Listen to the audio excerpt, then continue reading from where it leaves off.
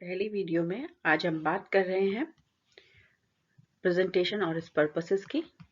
तो as usual आप pen ले लीजिए और साथ में रजिस्टर ले लीजिए जिसमें आप नोट्स बनाते हुए चलेंगे ताकि जो भी कुछ आप पढ़ रहे हैं वो आपको जल्दी से याद हो जाए।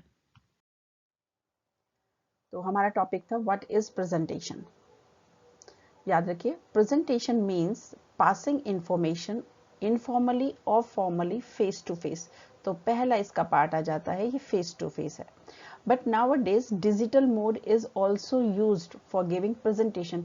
लेकिन आजकल डिजिटल मोड यानी कि ऑडियो वीडियो की सहायता से भी प्रेजेंटेशन दी जाती हैं। It is one of the most powerful medium of communication. ये कम्युनिकेशन करने का एक बहुत ही स्ट्रॉन्ग तरीका है, पावरफुल तरीका है। Being a powerful medium of communication, presentation involves a pre planned and organised structure. क्योंकि एक पावरफुल मीडियम होता है तो इसको पावरफुल बनाने के लिए ये ज़रूरी है कि प्रेजेंटेशन के अंदर एक प्री प्लानिंग हो और इसका स्ट्रक्चर बहुत ज़्यादा organized हो. The ability to make effective and memorable oral presentations is one of the most important qualities of a successful career. अगर आप एक करियर सक्सेसफुल बनाना चाहते हैं तो इसके लिए सबसे ज़रूरी है कि आपको इफेक्टिव प्रेजेंटेशन आनी चाहिए. One must develop the skills of a good speaker. एक अच्छे स्पीकर होने की सारी स्किल्स को आपको डेवलप करना पड़ेगा। याद रखिए, स्किल्स को आप इजीली डेवलप कर सकते हैं बशर्ते आप में वो जुनून हो कि हाँ मुझे ऐसा करना है। A good presentation can be prepared with positive attitude, confidence, knowledge, the authenticity of the topic, fluency, clarity.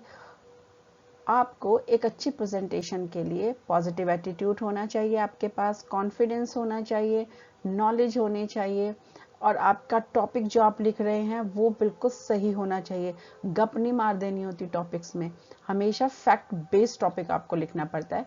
इसके अलावा फ्लुएंसी का होना ज़रूरी है, क्लैरिटी यानी जो आप कहना चाहते हैं शब्दों में भी दिखना चाहिए और शब्दों के कहने के तरीके में भी दिखना चाहिए।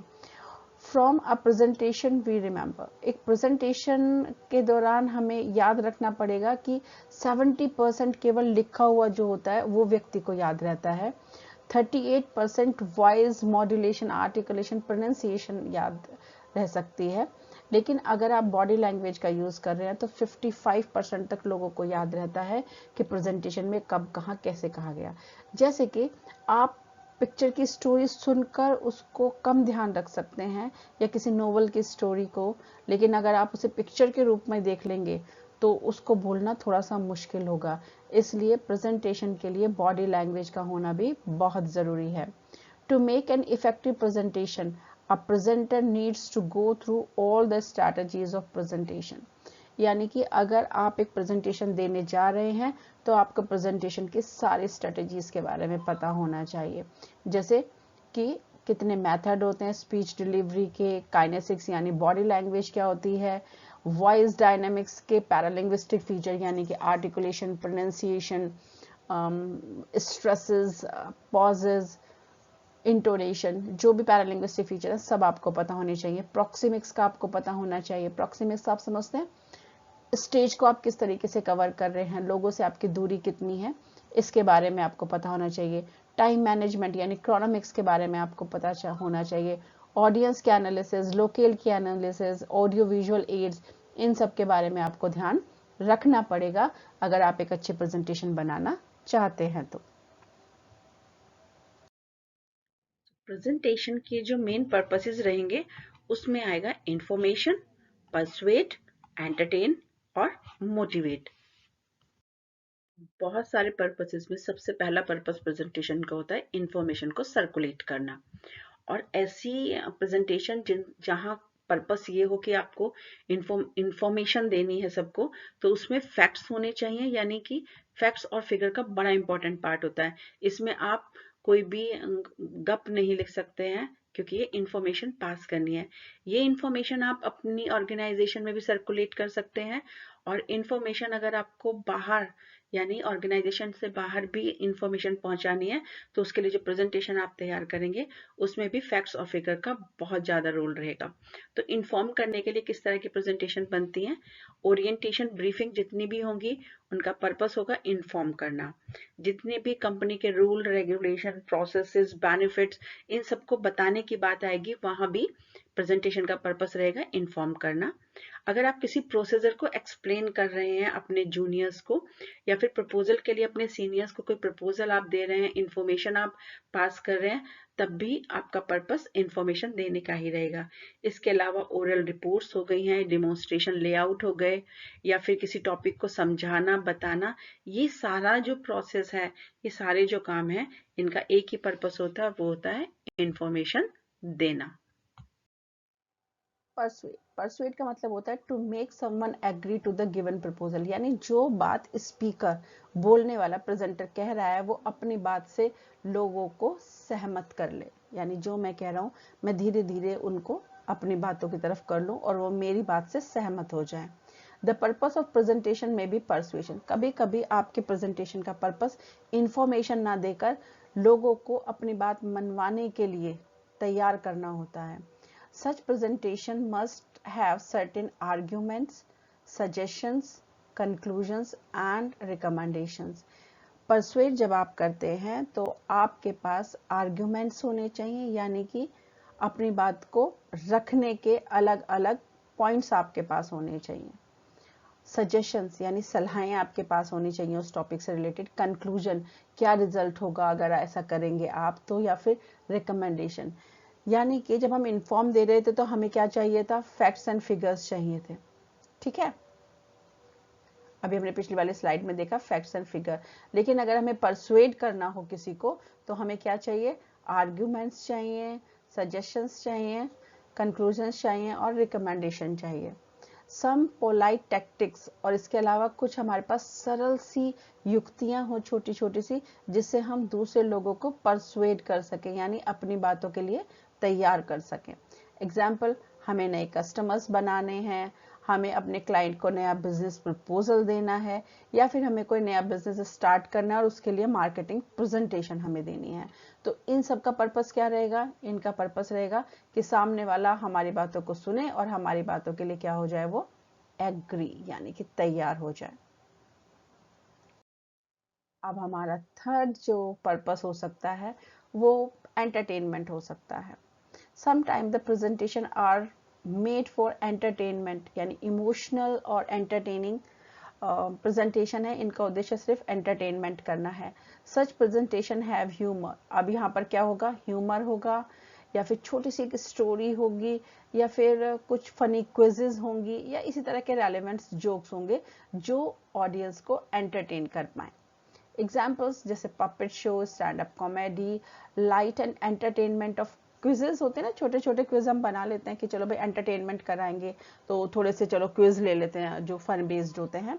इसके अलावा फेयरवेल पार्टी पर जो हम लोग कभी कभी प्रेजेंटेशन देते हैं कि हमारे साथ आपका समा कैसे गुजरा, इस इंस्टीट्यूशन में आप कैसे रहे, तो उसके लिए भी जो प्रेजेंटेशन बनती है उसका पर्पस एंटरटेन करना ही होता है।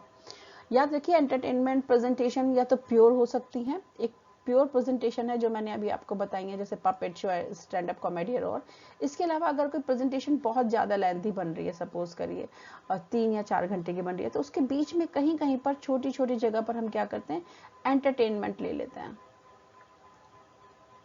यानी हम एक छोटी सी स्टोरी सुना देंगे, एक छोटा सा जोक हम सुना देंगे, ताकि ऑडियंस जो है वो एक सा सुनकर बोर ना हो जाए, तो हम बीच में क्या करते हैं, ब्रेक डाल देते हैं।